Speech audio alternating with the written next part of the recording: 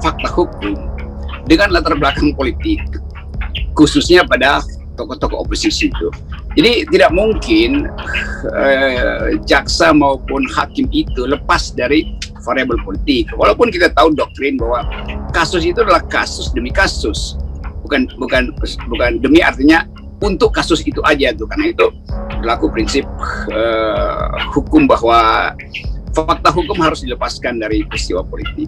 Tetapi kita di Indonesia di dalam 5-6 tahun terakhir ini, semua kasus yang menyangkut tokoh kritis itu sering dikaitkan dengan ketidaksukaan istana terhadap tokoh-tokoh ini. Nah, itu sebetulnya yang mesti kita contain supaya tidak mempengaruhi putusan hakim. Jadi kalau kasus-kasus sebelumnya itu soal kerumunan segala macam tidak cukup kuat, maka seolah-olah harus dihadirkan kasus lain, yaitu berita bohong segala macam. Padahal ini satu rangkaian sebetulnya, ya. Karena kita tahu bahwa Habib Rizik diuber-uber. Mengejutkan, pengamat top beberkan fakta di balik diskriminalisasi. HRS jadi incaran untuk dibunuh. Para tokoh besar datang untuk tumbangkan rezim dolim. Ngototnya jaksa penuntut umum di sini sampai nekat buat tafsir sepihak untuk pernyataan Habib Hanif Alatas bukan tanpa maksud, tapi ditujukan agar jadi bukti bahwa pernyataan Habib Hanif Alatas dan Dr. Andi Tatat, bahkan termasuk testimoni saya, adalah penyebab kegaduhan di medsos, sehingga ada pro kontra dan masyarakat resah yang kemudian ditafsirkan oleh GPU sebagai keonaran. Dengan demikian, tujuan jaksa penuntut umum agar unsur keonaran dalam dakwaan ke-1 primer terkait pasal 14 ayat 1 Undang-Undang Nomor 1 Tahun 1946 bisa terpenuhi. Kita melihat bahwa JPU ini memang yang memancing-mancing kegaduhan. Ya. Dimulai dari ketika persidangan online, ya, kita melihat bagaimana perlakuan para jaksa yang tidak berakhlak bagi kami, yang sangat tidak menghormati ulama, bahkan menyeret Habib Rizik yang bagi kami itu sebuah pelecehan terhadap ulama. Nah, ini juga sudah menimbulkan gejolak. Tapi sekali lagi bahwa pecinta beliau itu taat hukum, bisa menahan diri. Tetapi kemudian terjadi lagi yang tidak diinginkan. Kami menduga memang kelihatannya ada kalimat-kalimat titipan yang disampaikan oleh JPU di replik kemarin, begitu kan, sehingga ini memicu kegaduhan di mana-mana. Jadi sesungguhnya kalau kita mau jujur, sumber kegaduhannya bukan siapa-siapa, tapi jaksa. JPU itulah yang menjadi sumber kegaduhan. Dan kami menduga bahwa ada pihak-pihak yang memang disinyalir melakukan ini semua untuk jadi kegaduhan. Yang memungkinkan kita menganalisis bahwa kekuasaan tetap mengintai kesalahan Habib Rizik.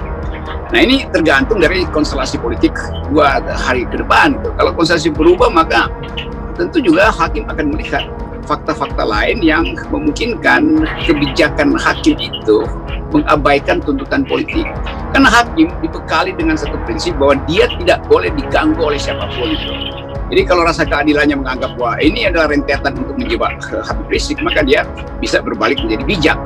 Untuk misalnya ya bebaskan aja secara murni itu dengan berbagai macam pertimbangan hukum. Tapi nanti ada orang yang nggak gugat-gugat lagi kan. Ya tapi kan hukum harus berlaku sama. Nanti hakimnya juga bisa bikin poin baru bahwa bohongnya Habib itu bisa berlaku juga pada peristiwa lain di mana pejabat juga berbohong. Menyembunyikan informasi kesehatan juga itu berbohong kan. Dan banyak pejabat yang menyembunyikan informasi kesehatan bahkan sebelum Habib Rizik. Jadi ini problem. Terus sikap yang tidak adil yang menimpa Habib Rizik Syihab beserta seluruh jajaran FPI maupun Habib Hanif dan lain sebagainya itu sudah lama, Pak. Sudah lama, jauh-jauh hari. Sudah banyak hal-hal yang kita rasakan, ya kan? Dari mulai 2017 bahkan ketidakadilan itu sudah kita rasakan semua. Tapi Habib Rizik ternyata memang benar-benar Habib Rizik adalah seorang yang pejuang tangguh. Jadi dia berjuang di lapangan, berjuang di jalan, juga mampu berjuang di sisi hukum. Jadi bukan dengan kekuasaan, dengan kekuatan pemerintah atau aparat atau senjata, tidak, tapi dengan ilmu yang dia dapat dan ketawaduan dia terhadap Allah Subhanahu wa taala, ya itulah yang dijadikan satu pertaruhan bagi Habib Rizik, dan kami menganggap sah-sah saja. Mana ada orang mau dihukum tanpa salah sampai 6 tahun. Ya, itu pun sudah terlewati yang dua, yang masalah Megamendung dan masalah Petamburan. Apa sih yang dilakukan oleh Habib Rizik ini? Apa sih kesalahan-kesalahan yang dilakukan oleh Habib Rizik? Habib Hanif, Ustadz Sobri Lubis, Ustadz Haris, Habib Idrus, Habib Ali, Maman, apa, dan Dr. Andi Tatat, kami tidak melihat. Mau dari sisi apapun kami tidak melihat kelayakan mereka mendapat hukuman sebenarnya. Nanti kalau ulama-ulama yang tergabung dalam 212 mengeluarkan fatwa jihad, apa jadinya kalian gitu loh? Ini ulama-ulama masih sabar sekali gitu loh, nggak pernah diusik, biarin Ustaz Haikal, biarin, doain aja, nggak kuat terbendung air mata ketika mereka berkata doain saja kebaikan buat mereka, doain saja kebaikan buat mereka. Kan emang begitu ulama dididik. Ketika berhadapan langsung akhlaknya tuh subhanallah lembutnya, tapi ketika di mimbar keras. Emang begitu, itu belum seberapa. Dan Allah Subhanahu wa taala tidak akan tinggal diam ketika kita sudah mulai membelanya. Demi Allah, ada satu ulama yang terluka atau terbunuh, demi Allah pasti akan Allah bangkitkan lagi 1000 ulama-ulama yang melanjutkan perjuangan kita. Takbir, takbir. Allah tidak akan tinggal diam. Wallah wabillah wa tallah.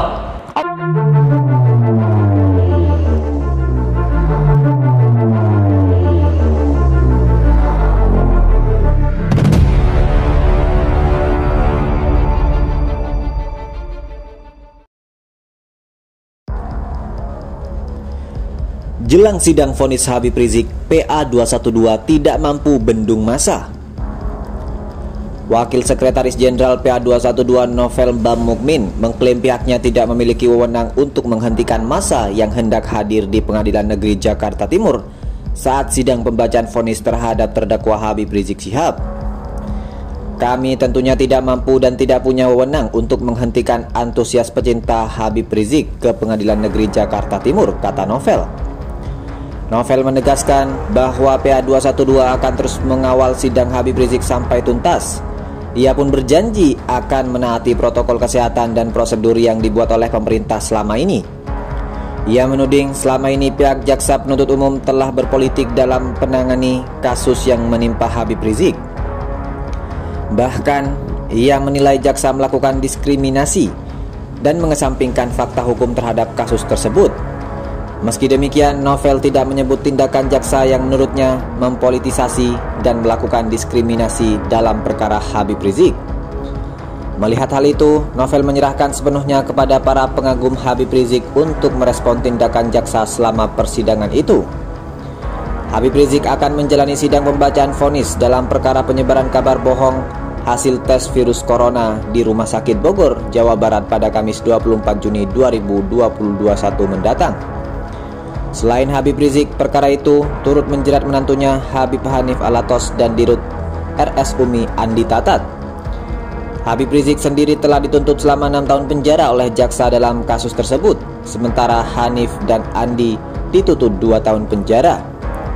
Tim pengacara Habib Rizik Syihab sebelumnya mengaku optimis majelis hakim mengabulkan permohonan kliennya dengan membatalkan semua tuntutan jaksa.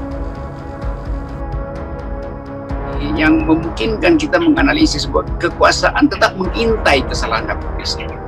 Nah, ini tergantung dari konstelasi politik 2 hari ke depan. Kalau konstelasi berubah, maka tentu juga hakim akan melihat fakta-fakta lain yang memungkinkan kebijakan hakim itu mengabaikan tuntutan politik.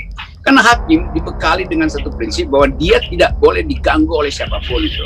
Jadi kalau rasa keadilannya menganggap bahwa ini adalah rentetan untuk menjebak Habib Rizik, maka dia bisa berbalik menjadi bijak untuk misalnya ya bebaskan aja secara murni itu dengan berbagai macam pertimbangan hukum. Tapi nanti ada orang yang gugat-gugat lagi kan, ya tapi kan hukum harus berlaku sama. Nanti hakimnya juga bisa bikin poin baru bahwa bohongnya Habib itu bisa berlaku juga pada peristiwa lain di mana pejabat juga berbohong, menyembunyikan informasi kesehatan juga itu berbohong kan, dan banyak pejabat yang menyembunyikan informasi kesehatan bahkan sebelum Habib Rizik. Jadi ini problem. Terus sikap yang tidak adil yang menimpa Habib Rizik Syihab beserta seluruh jajaran FPI maupun Habib Hanif dan lain sebagainya itu sudah lama, Pak. Sudah lama, jauh-jauh hari. Sudah banyak hal-hal yang kita rasakan, ya kan? Dari mulai 2017 bahkan ketidakadilan itu sudah kita rasakan semua. Tapi Habib Rizik ternyata memang benar-benar Habib Rizik adalah seorang yang pejuang tangguh. Jadi dia berjuang di lapangan, berjuang di jalan, juga mampu berjuang di sisi hukum. Jadi bukan dengan kekuasaan, dengan kekuatan pemerintah atau aparat atau senjata, tidak, tapi dengan ilmu yang dia dapat dan ketawaduan dia terhadap Allah Subhanahu wa taala, ya itulah yang dijadikan satu pertaruhan bagi Habib Rizik, dan kami menganggap sah-sah saja. Mana ada orang mau dihukum tanpa salah sampai 6 tahun. Ya, itu pun sudah terlewati yang dua, yang masalah Megamendung dan masalah Petamburan. Apa sih yang dilakukan oleh Habib Rizik ini? Apa sih kesalahan-kesalahan yang dilakukan oleh Habib Rizik, Habib Hanif, Ustadz Sobri Lubis, Ustadz Haris, Habib Idrus, Habib Ali, Maman, apa, dan Dr. Andi Tatat? Kami tidak melihat. Mau dari sisi apapun kami tidak melihat kelayakan mereka mendapat hukuman sebenarnya. Nanti kalau ulama-ulama yang tergabung dalam 212 mengeluarkan fatwa jihad, apa jadinya kalian gitu loh? Ini ulama-ulama masih sabar sekali gitu loh, nggak pernah diusik. Biarin Ustadz Haikal, biarin, doain aja. Nggak kuat terbendung air mata ketika mereka berkata doain saja kebaikan buat mereka, doain saja kebaikan buat mereka. Kan emang begitu ulama dididik. Ketika berhadapan langsung akhlaknya tuh subhanallah lembutnya, tapi ketika di mimbar keras. Emang begitu, itu belum seberapa. Dan Allah Subhanahu wa taala tidak akan tinggal diam ketika kita sudah mulai membelanya. Demi Allah, ada satu ulama yang terluka atau terbunuh, demi Allah pasti akan Allah bangkitkan lagi 1000 ulama-ulama yang melanjutkan perjuangan kita. Takbir, takbir. Allah tidak akan tinggal diam. Wallah, wabillah, wa ta'allah.